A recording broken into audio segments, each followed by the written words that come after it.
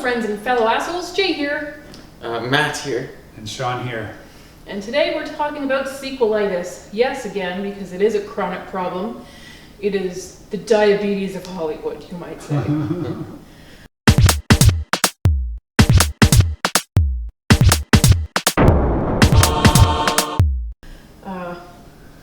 There's no cure in sight, I'm pretty sure. Isn't that the coronavirus then? Well, funny you should say that, because Mission Impossible 7 was shooting in Venice, Italy, and production got shut down, because of the coronavirus. Wow.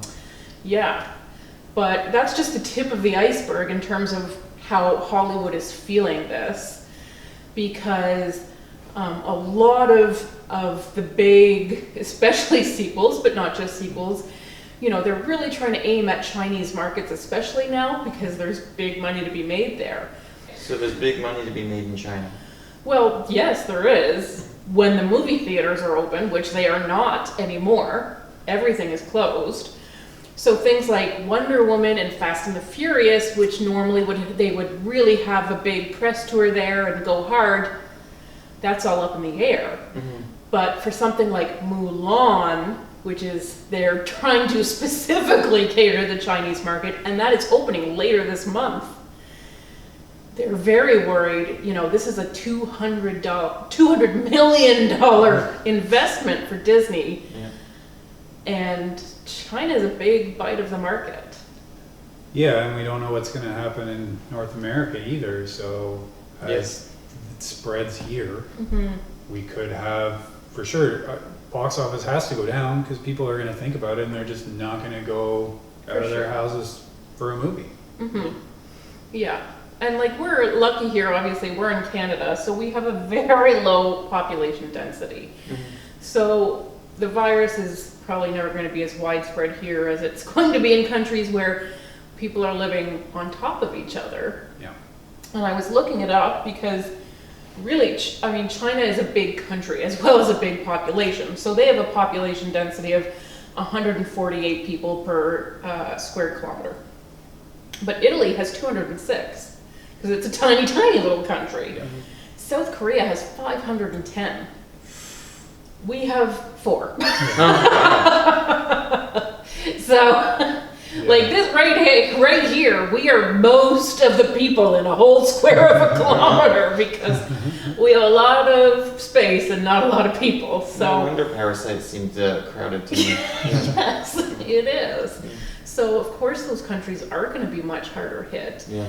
Not especially because the virus is relatively hard to catch. It's not as communicable as some viruses. So you're mostly infecting your own family, people in your own household. You know, we in Canada often have small families in big houses, but if you have multiple generations in a small space, you know, the infection rate goes up.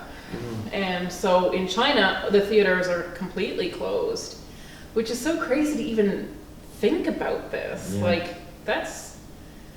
but of course, I mean, who's going to choose to risk it?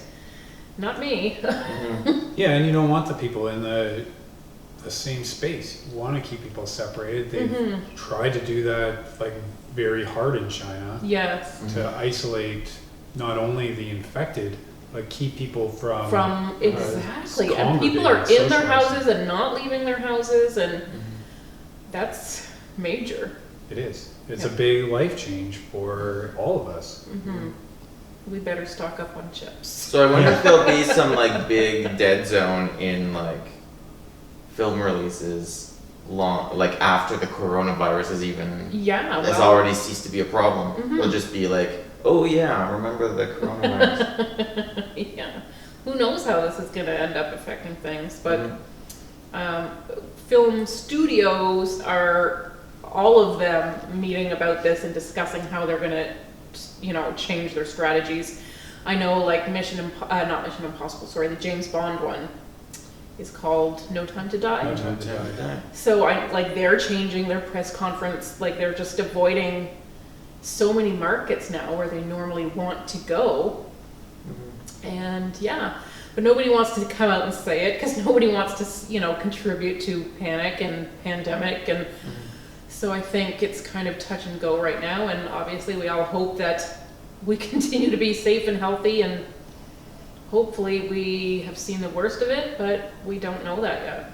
Well, that's the problem. We don't know. Obviously this is a very resilient virus that can pop up in different places when someone doesn't even have symptoms yet, and then suddenly there's 4 or 5 people that have it in this area.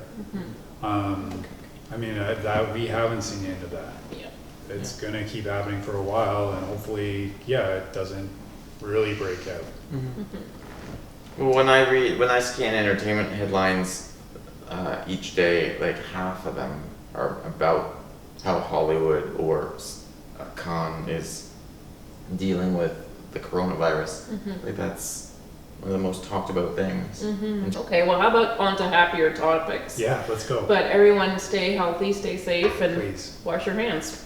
Yeah. So, things have been a little tentative as far as the Spider-Man in the MCU universe. And they've been back and forth on that recently. But I saw something, and I'll say this is fan art that I saw. It is not anything released by the studios. But I saw a picture depicting Thanos as a host for Venom. Okay. So is this something that has happened in the comics, do you think? Not do you know? that I don't am know. aware of. Okay. I don't think that Venom has ever, or the symbiote has ever been on Thanos. But it's moved around. There have been at least 3 people that have had the symbiote for an extended period of time. Okay, so it could happen. It could happen. And would Thanos be even more terrifying? Yes. Okay. Yes, he would. The symbiote enhances what's already there. So. Oh gosh. We had a heck of a time defeating him already. Exactly. So we would not. Okay, so maybe it has crossover potential, but also would end. Also would end everything definitively. Everything, yes. It's true. It's something maybe you should be cheering I will for. keep that in my back pocket for sure. I'm going to start working on that script. Yes. Good girl, Gertie. I also heard they were considering a Mysterio spinoff. With Jake Gyllenhaal? Yes. I mean, he was decent, but it's hard to see where they would go with that character. It's really, to me, the interesting part is the Spider-Man part, where he really did do a number on Peter Parker and released his secret identity. So yeah, I would rather, if they're going to bring him back, have it be another Spider-Man movie. Would that be Sony at this point? I guess we don't even know. I feel like that would be Sony. Yeah. Because, Mysterio definitely belongs in the Spider-Man universe. He is not any other, he's not a crossover villain. Okay. He just fights Spider-Man. Okay. So as a follow-up to Murder on the Orient Express, they are doing another Hercule Poirot movie, Death on the Nile. Yep. With Gal Gadot. Yes, and Armie Hammer. Armie Hammer too? Yep. Oh, this one's going to be better. Is it?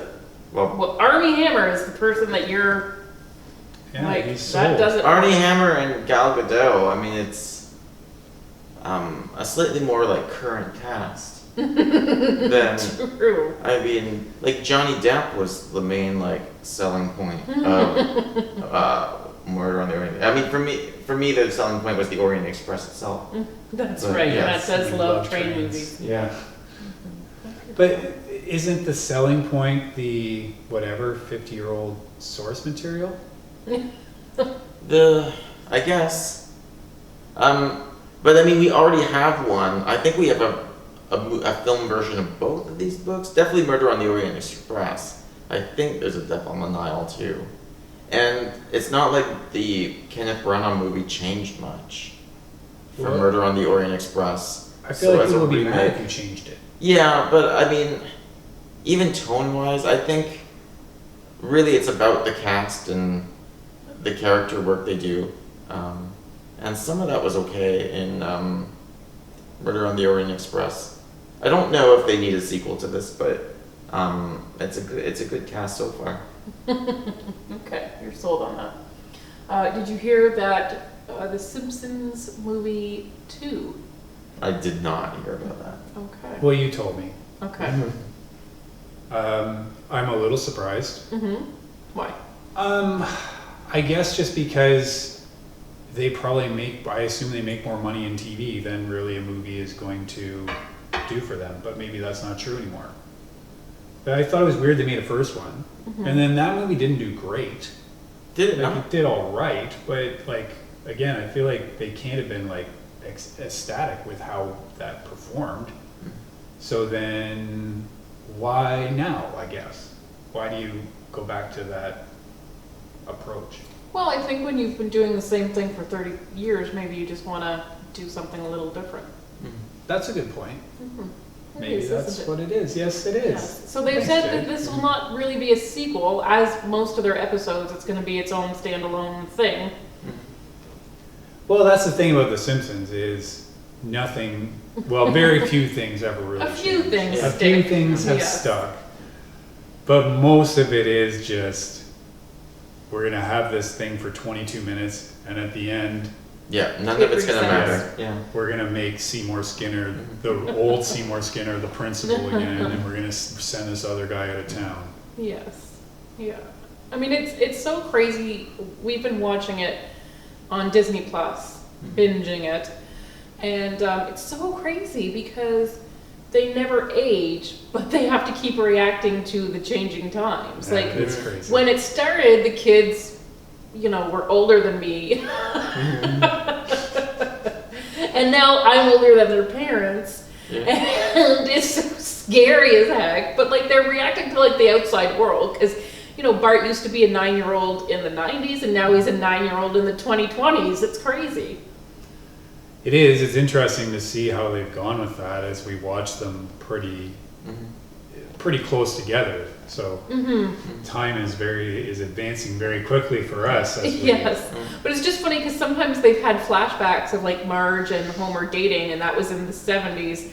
But now it's in the 90s. It would have been the 90s. Yeah. So like it doesn't make sense, and you just have to go, well, that's what happens when you have a show for 30 years, but you never age your characters. Do they actually do that? Do they actually do like an updated flashback episode that's now the 90s? No. Because that would be amazing. I don't think they have done It would Sometimes be amazing so. if they did a new every 10 years we did another flashback to how they met, and it's with a completely different soundtrack now. Because they did have one where they were dating and Homer was started grunge. Oh yes, you're right. Okay. So they don't tell exactly the same stories, but they have kind of gone into flashbacks in different eras. In different eras. If you line them up, they make no sense, but that is Well, I the mean, if you line consequence. anything up, you really have to be forgiving of a lot for The Simpsons. Yeah. You do, and it helps that they wink at it. So. Yes, that's right. We're all in on the same jokes. So I know we're all super excited for Godzilla versus Kong. I'm not. I think Yeah, that I was being Yeah. an asshole, but Yeah, I mean, they've really already taken the wind out of. They're supposed to be building to this movie, and Skull Island was a dud, and the most recent Godzilla was a dud. So, who is excited to see this movie at this point? yeah, no one apparently, no one here, anyways. No. I mean, it was really hard for me, I guess, on Skull Island, or I don't know, maybe it was the most recent one. We've seen them, I guess, but I don't remember them well enough. But I just remember being so angry because it seemed that Kong was changing size. Yeah, he's not consistent. No. Relatively, he gets like as big as a building, and then sometimes he's as big as a mountain, and sometimes he can eat a helicopter, and other times he could be on a helicopter, and it makes no sense, really. No. And so people were particularly worried because Godzilla is, in these movies, much bigger than Kong. Yeah. So how are they going to fight? It's like if your G.I. Joe dates your Barbie. Like, it's very unsatisfying to have such a short date all the time. Like, how are these two? So they kind of had a little, I guess, thing put in where King Kong is still growing. Oh. So. Great. Yes, I guess if he's eaten enough pizza, he might be as big as Godzilla. Or bigger. I don't know really what they're alluding to on that. I mean, they should be the same size. That's classic Godzilla of the two guys in suits. I mean, whoever he's fighting. What? Oh yeah, sorry. Whoever he's fighting, they are basically like the same height. And then they just walk through the small buildings and then give a big punch. Oh, you're really ruining a lot of stuff right now. No. That brings up a good point. Who are going to be the human characters in this? That's human characters, the deciding factor. Millie Bobby Brown. Yeah, she was in the last Godzilla. Yeah. Oh, okay. I only very recently realized that Bobby Brown was part of her name. Yeah. Can we just pause on that for a minute? That's a weird thing. It's a weird thing. She's too young to have decided this herself of I'm gonna pay tribute to my favorite member of New Edition. But her parents should know and be pick a different name. Yeah, so Alexander Skarsgard as well, Kyle Chandler. Oh yeah, he was in that Godzilla also. Yeah, well, it seems like that's a different universe, so he's just. Kyle Chandler is born to be in these movies. I guess he is. He was even in that Peter Jackson's King Kong. I don't know. He was? Yeah, he was the movie star. Okay. Yeah. So that is they're really linking all this stuff together. Yeah, they are. But also, nowadays, he's the always Monsterverse. the CIA chief or the chief of staff or something. Mm-hmm. So. Yeah, they got to get him back to being just a good old Texas football coach. No, they got to get him back to the guy who gets tomorrow's news today. Oh, that show. That was good. Mm-hmm. Yeah. Well, I don't think I ever saw it. I just heard about it. Yeah. Okay. So Danai Gurira and Brian Tyree Henry are rumored to be in it. Now, those names sound familiar. Okay, well then never Yeah. mind. She's Yeah, Black Panther, he's Widows. I think he might be Black Panther too, come to think of it, but you know who they are. Yeah, I know who they are. I know, yes.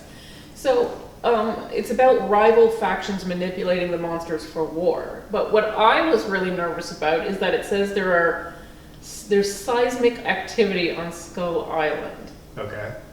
So what does that mean? Well, there's the pathways through the earth. Mm-hmm. That's how they travel. Mm-hmm.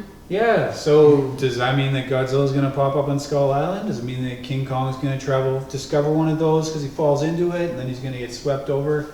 I mean, really, I guess they have to take Kong off of Skull Island so that they can fight in a city and destroy lots of buildings. Right, what else is the point? Yeah. Mm-hmm. Okay, so not excited for this one. No, it's going to be, I mean, even if it's better than all the other ones, it's probably still going to be a pretty bad movie. Yes. I haven't seen a single one of any of the ones leading up to this. I haven't seen Well, you haven't two missed Godzilla ones. Or anything. Yeah, I think you could just jump right in on this one and not be too worried about it. Well, I was confused as hell about what Sean was just saying about the seismic activity and your explanation of it. Yeah, that's just, I had no idea if that was a joke or something that's in the movies. It's no, in the that's in the movies. movies. It's a thing. It's a real thing. It's a real thing. I can't believe I just said that. Yeah. It's a real thing, guys. It's a true phenomenon. Mm-hmm.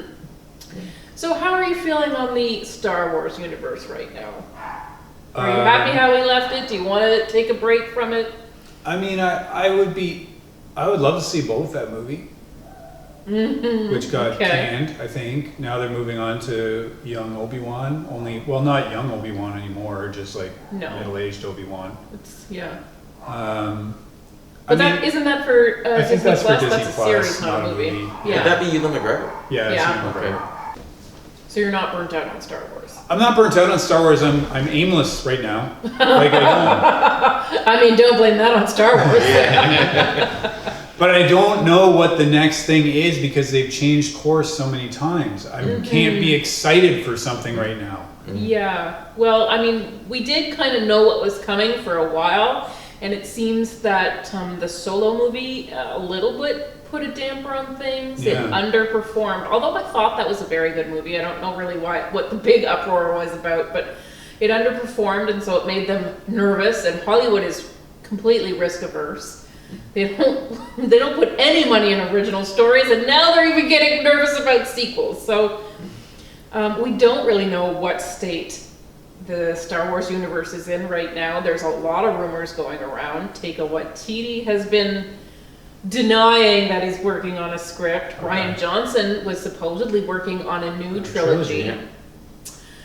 Even Kevin Feige had thrown his hat in the ring. Oh yeah, he was supposed to start getting involved in that. Yeah, well, he's a Star Wars nerd too, so they all want to get in on it. And there are rumors of a trilogy in development that's set to take place 400 years before the prequels. Oh yeah, they just came out with a whole new age of the era of the Jedi. And that's right.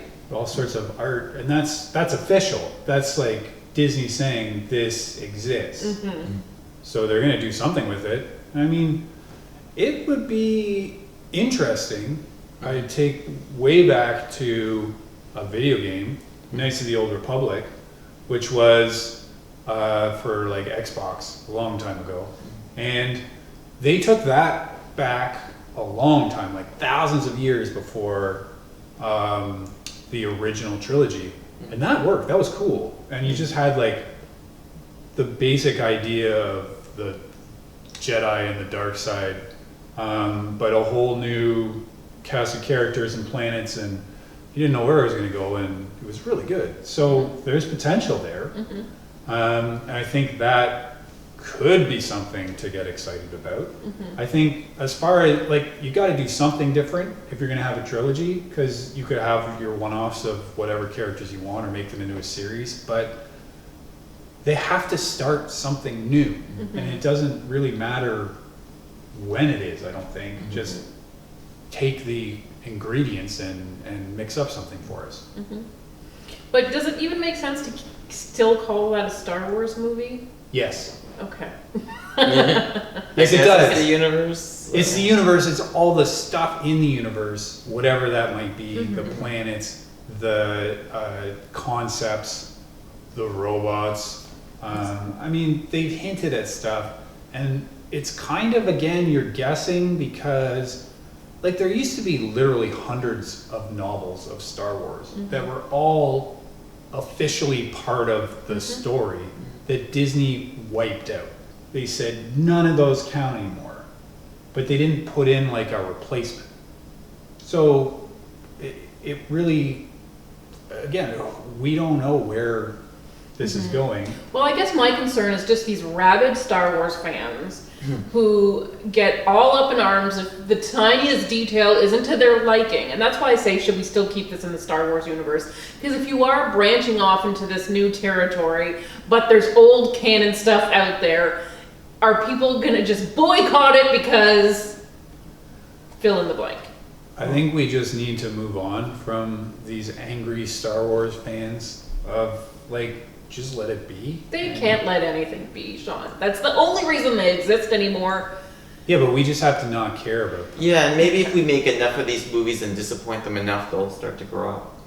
But it's nice thinking. Isn't it it's so hard to get used to for me as someone who can only bring himself to get excited about Star Wars in such short, exhausting bursts, where now that Disney has their hands on it and everything's got to be a big universe, and it's so hard to get used to the idea that we just finished a trilogy and we're already talking about what's next. I'm used to a trilogy ending, and then it's a good 7 years before anyone talks seriously about, we might make more.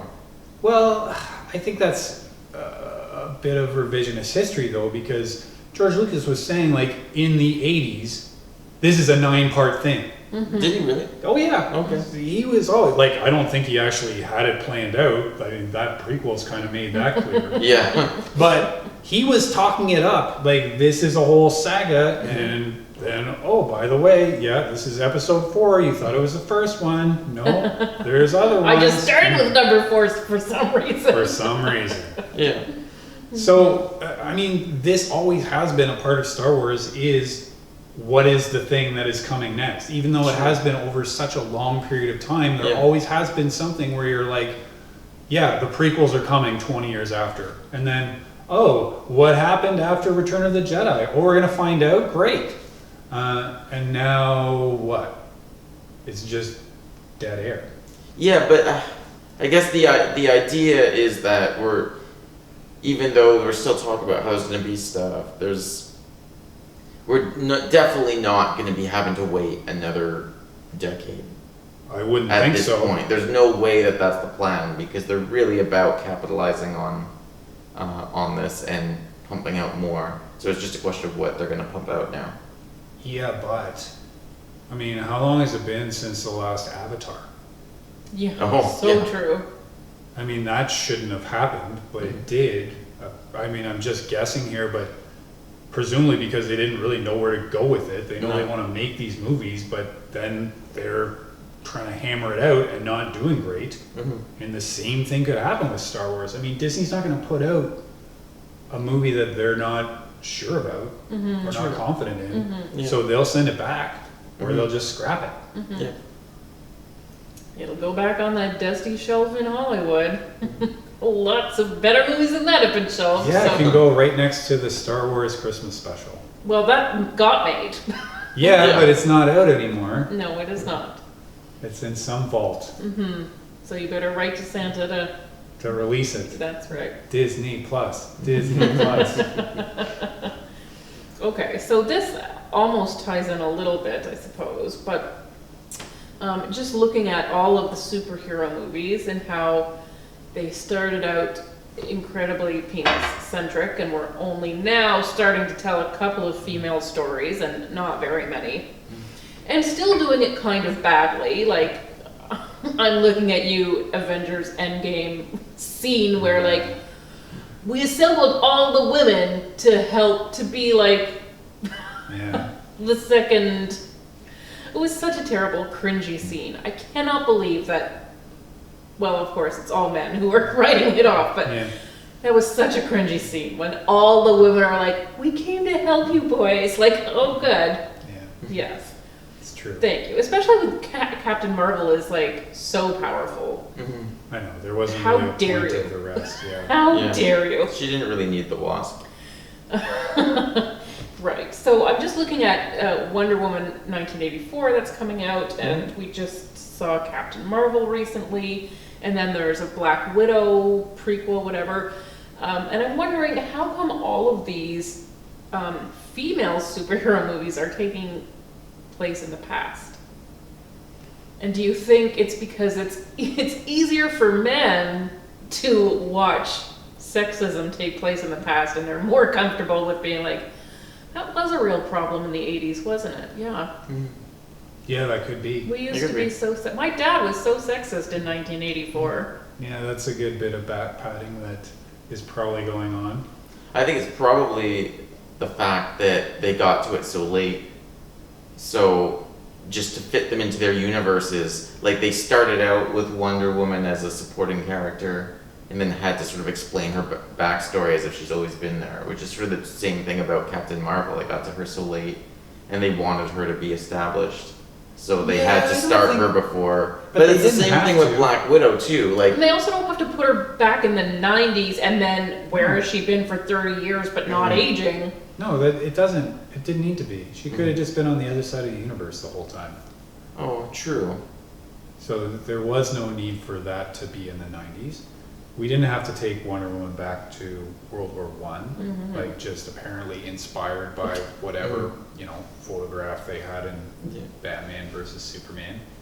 And we don't need to have Wonder Woman in the 80s. I mean, I like the vibe of it, but yeah, that kind of is maybe a more sinister angle of it, of saying that we can get away with more in the 80s.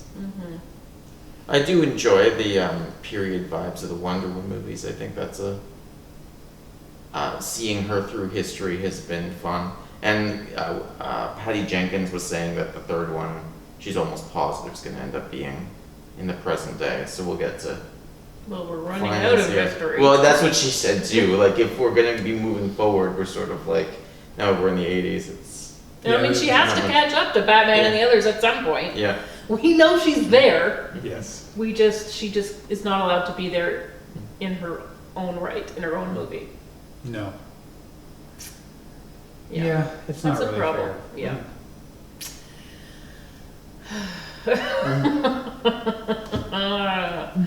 Yeah, this is why I have such a big problem with these movies. It's really hard to... Yeah, you can't get on board when you're not on the screen. It's tough.